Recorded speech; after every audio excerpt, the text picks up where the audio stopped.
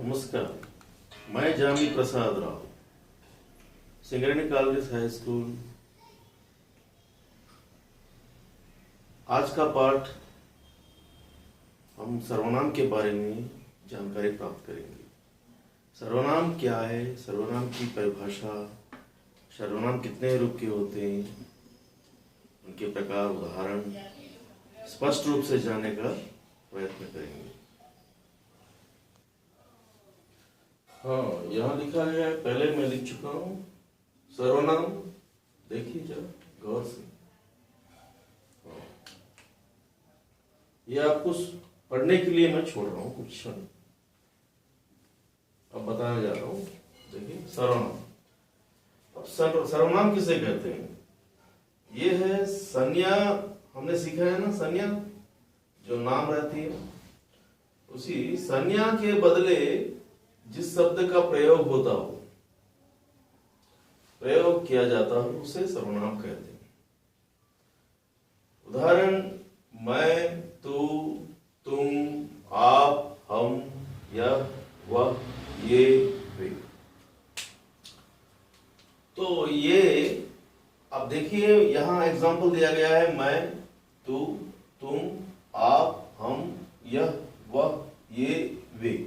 तो इसके रूपांतरण बदलते जाएंगे प्रयोग करते समय। जैसे उसके कैसे रूपांतरण बदलेंगे? एक्चुअल में यहाँ कितने उदाहरण दिए गए हैं? ओनली 8 उदाहरण दिए गए। सर्वनाम कितने प्रकार के बोलने से 8, ये 8 नहीं है, सर्वनाम 58 है, क्योंकि इनकी रूपांतरण बदल जाती है। कैसे बदलती है? उसमें लिंग का प्रभाव पड़ता है और वचन का प्रभाव भी पड़ता है। इस तरह लिंग, वचन, ये दोनों के प्रभाव से और उसका प्रभाव से कुछ आगे जाके हम उसका विस्तार रूप से जानकारी प्राप्त करेंगे। तो ये मैं, तू, तुम, आप, हम, यह, वह, ये, वे, इनकी रूपांतरण बदलने के कारण 58 सर्वनाम रूपांतरित करेंगे। तो मैं उसका विस्तार रूप से आपको मैं इसे यानी एक चार्ट बना के उसे रखा हूं। आप उसे भी देख कर और भी ज्ञान बढ़ा सकते हैं। जैसे कमेंट सेक्शन में इसका विस्तार से और भी वर्णन करेंगे। पहले सब्जेक्ट देखते हैं। सर्वनाम के कितने भेद हैं? व्याकरण के अनुसार सर्वनाम के कितने भेद हैं? सर्वनाम के 6 भेद हैं। 6 भेद हैं सर्वनाम के। उसमें प्रथम है पुरुषवाचक सर्वनाम, दूसरा है निश्चयवाचक सर्वनाम, तीसरा है अनिश्चयवाचक सर्वनाम, चौथा है संबंधवाचक सर्वनाम, पांचवा है प्रश्नवाचक सर्वनाम, और अंत वाला, लास्ट वाला, 6th निजवाचक सर्वनाम। तो ये 6 प्रकार के सर्वनाम है। तो विस्तार रूप से जानने के लिए पहले हम देखेंगे पुरुषवाचक सर्वनाम क्या है, इसमें कितने प्रकार के होते हैं। तो पुरुषवाचक सर्वनाम बोलने वाले या सुनने वाले के विषय में कहा जाए, उसे पुरुषवाचक सर्वनाम कहते हैं। जैसे कोई बोल रहा है या कोई सुन रहा है, क्या ये दोनों के बारे में कुछ विषय कहा जाए, किसी को संबोधन करें, उसे हम पुरुषवाचक सर्वनाम कहते हैं। इसमें उदाहरण दिए गए हैं। इसमें उपर्युक्त ये उदाहरणों में कुछ उदाहरण लिए गए हैं। कुछ यहाँ प्रयोग होता है जिसमें पुरुषवाचक सर्वनाम में प्रयोग होता है। वो प्रयोग होने वाली शब्द मैं, हम, तू, तुम, यह, वह, ये, वे। अब ये किस किस पुरुषवाचक सर्वनाम के अंतर्गत फिर इसमें डिवाइड होता है, यानी भाग होता है, उसमें देखते हैं। पुरुषवाचक सर्वनाम 3 प्रकार के, उत्तम पुरुष, मध्यम पुरुष और अन्य पुरुष। तो उत्तम पुरुष क्या है? ये अपने लिए जो प्रयुक्त होता है उसे उत्तम पुरुष कहते हैं। जो अपने आप के लिए प्रयोग होता है, खुद के लिए, उसे उत्तम पुरुष कहते हैं। जैसे उदाहरण के लिए मैं, और लिंग के अनुसार मेरा, मेरी, इस तरह रूपांतरण बदलते जाएंगे, आपको चार्ट में मिलेगी और भी एग्जांपल्स मिलेगी। और यहां हम, हमें, हमारी, हमारा, ऐसा, हाँ, हमारा, हमारी, इस तरह बदलते जाएंगे। ये उत्तम पुरुष के उदाहरण है। और दूसरा है मध्यम पुरुष। वक्ता श्रोता के लिए, दूसरों के लिए संबोधन करता है। जैसे दूसरों के लिए संबोधन जो सुनने वालों के लिए करता है उसे तू कहते हैं। यहाँ तू और तुम, दो एग्जाम्पल दिया गया कि तू, उसके रूपांतरण वचन लिंग के अनुसार तेरा, तेरी, इस तरह बदलती जाती है। और भी लिंग वचन के अनुसार बदलती जाती है। और तुम, तुम्हारा, तुम्हारी, इस तरह लिंग के अनुसार ये भी बदलती जाती है। और आगे चार्ट में दिया गया विस्तार रूप से आप देखेंगे, समझ सकते हैं। अब तो बहुत लोग ज्ञानी लोग हैं। अन्य पुरुष, अन्य पुरुष में देखिए, ये पुरुषवाचक सर्वनाम है। अन्य पुरुष थर्ड वन है। तो इसमें वक्ता किसी अन्य के लिए संबोधन करता है। अन्य के लिए, दूसरों, अन्य के लिए, दूसरों के लिए नहीं, अन्य के लिए संबोधन प्रयोग करता है।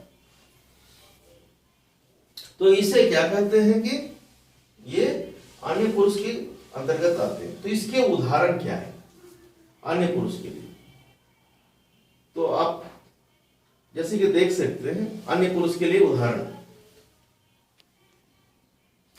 तो यहां हम देख रहे हैं अन्य पुरुष के उदाहरण के लिए वक्ता किसी अन्य के लिए प्रयोग करता है। उसके उदाहरण है वह, यह।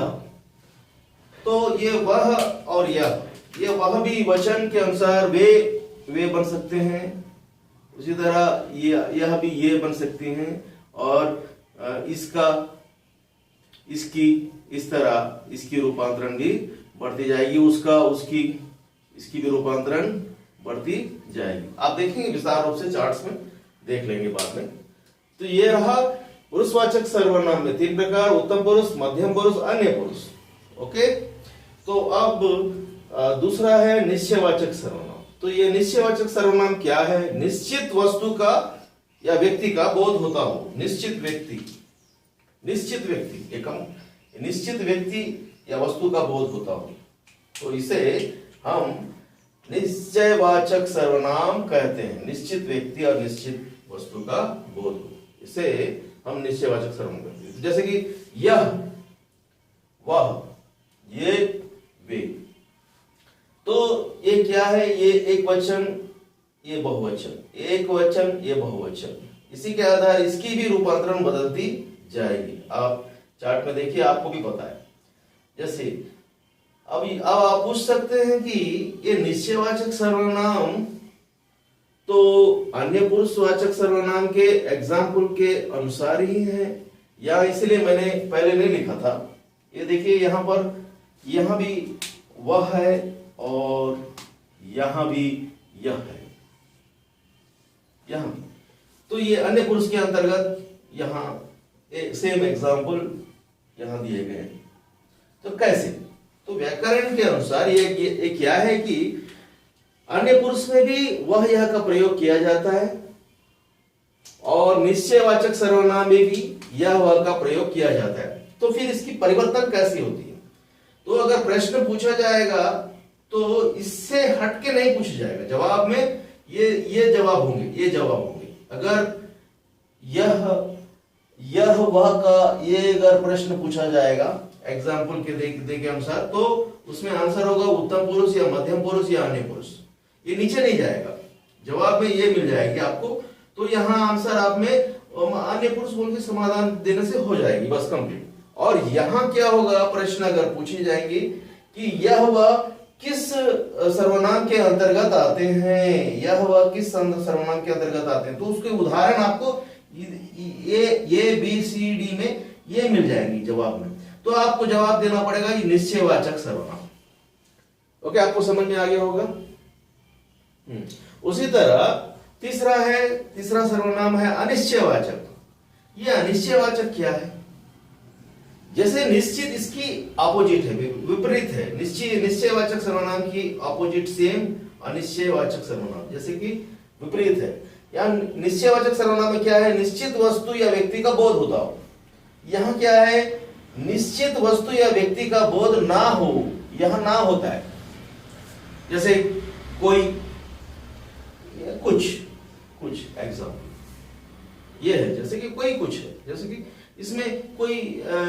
कोई आया कुछ लाया, कोई क्या लाया, कोई आया कौन आया पता नहीं चलता है, कुछ लाया क्या कुछ पता नहीं चलता है। इसमें कुछ लाया या कुछ, उसके पास क्या है, उसके पास सेब है या मेवा है या फल है या क्या है कुछ पता नहीं। ऐसा कोई और राम है, रहीम है, प्रसाद है, सलीम है, कौन है पता नहीं, कुछ नहीं पता, ऐसा होता रहता है। इसलिए अनिश्चयवाचक संबंध, इससे उसमें व्यक्ति या निश्चित वस्तु का बोध नहीं होता है। अब ये हो गया तीसरा। अब चौथा है संबंधवाचक सर्वनाम। ये रहा संबंधवाचक सर्वनाम। संबंधवाचक, संबंध यानी इसी में आप लोगों को पता चल जाती है कि संबंध यानी और एक दूसरे के साथ संबंध जोड़ता हो। जैसे दूसरे सर्वनाम के साथ, इसका डेफिनेशन है दूसरे सर्वनाम के साथ संबंध जोड़ता हो, उसे हम संबंधवाचक सर्वनाम कहते हैं। जैसे एग्जाम्पल में जो और सो, जैसे उदाहरण दे सकते हैं, जो करे सेवा सो पावे मेवा। इसमें इस वाक्य में जो भी आया सो भी आया, तो ये दोनों एग्जाम्पल उदाहरण इस संबंधवाचक सर्वनाम के लिए अंतर्गत आ जाएंगे। और इस तरह पांचवा है प्रश्नवाचक सर्वनाम। तो प्रश्नवाचक सर्वनाम में इसमें भी आपको कीवर्ड मिल जाती है। प्रश्नवाचक बोलते ही प्रश्न यानी प्रश्न, क्वेश्चन। तो किसी प्रश्न का बोध हो, किसी प्रश्न का अगर बोध होता हो, उससे उस शब्द से हम प्रश्नवाचक सर्वनाम कह सकते हैं। जैसे कि क्या, कौन, क्या और कौन। इसके रूपांतरण भी परिवर्तन बदलते जाएंगे। आप मेरी चार्ट में मैं बना चुका हूं और आगे भी दिखाऊंगा, आप देखेंगे। तो इसमें क्या, कौन प्रश्नवाचक सर्वनाम के अंतर्गत आ जाएंगे। उसी तरह अंत वाला सर्वनाम है छठवा वाला निजवाचक सर्वनाम। ये निजवाचक सर्वनाम, तो निजवाचक सर्वनाम क्या है? निज यानी खुद के लिए प्रयोग होता हो, खुद के लिए जिस शब्द का प्रयोग होता है उसे निजवाचक सर्वनाम कहते हैं हम।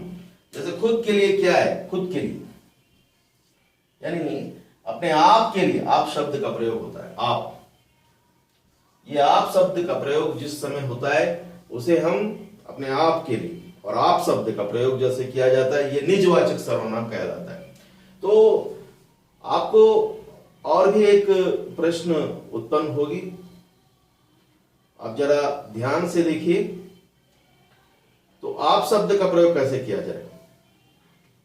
मैं अपना काम आप स्वयं कर लेता हूं, इसमें आप शब्द का प्रयोग भी हुआ है। तो आप,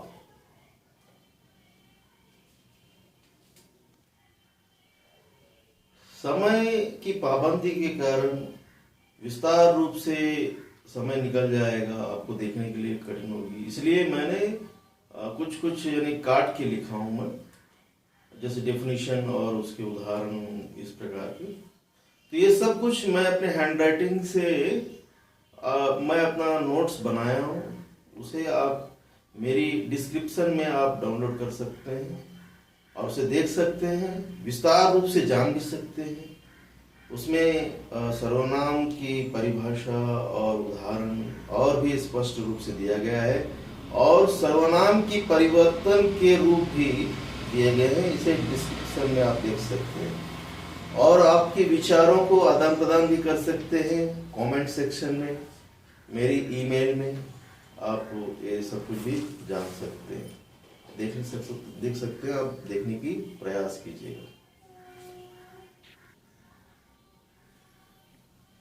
हाँ, यहाँ देखिए कुछ मैं सर्वनाम की कुछ प्रश्न बनाया हूं, आप इसे ABCD आंसर देते हुए विकल्प में बनाने का प्रयास करिए। यहाँ प्रश्न दिया गया है, इसका जवाब आप कमेंट सेक्शन में जरूर दीजिएगा और आपका शुभ नाम भी वहां दर्ज कीजिएगा। पहला प्रश्न देखिए, यह सुंदर नगर है, यह सुंदर नगर है। कोई गीत गा रहा है, आपने स्वयं ही अपनी भूल स्वीकार कर ली। बुरी संगति से कौन पथ भ्रष्ट नहीं होता। सर्वनाम कितने प्रकार के होते हैं? कोई आ रहे हैं, कुछ ला रहे हैं। यहाँ कोई और कुछ, देखिए यहाँ यह काम अच्छा है, किसी ने ठीक ही कहा है, जो करे सेवा सो पावे मेवा, और यह काम मैं अपने आप कर लूंगा। ये प्रश्न है। ये सारे प्रश्नों का जवाब आप कमेंट सेक्शन में दीजिए, और भी विस्तार रूप से आप विकल्प में प्रयास कीजिए, क्वेश्चन बनाइए बच्चों को समझाने के लिए, और भी आगे बढ़िए। ये क्लास आपको उपयुक्त, जैसे मैं सभी विषयों को मैं आपको बता चुका हूँ, ये सभी आपको ज्ञान मिली होगी। मैं आशा करता हूँ आगे क्लास में हम फिर मिलेंगे। धन्यवाद।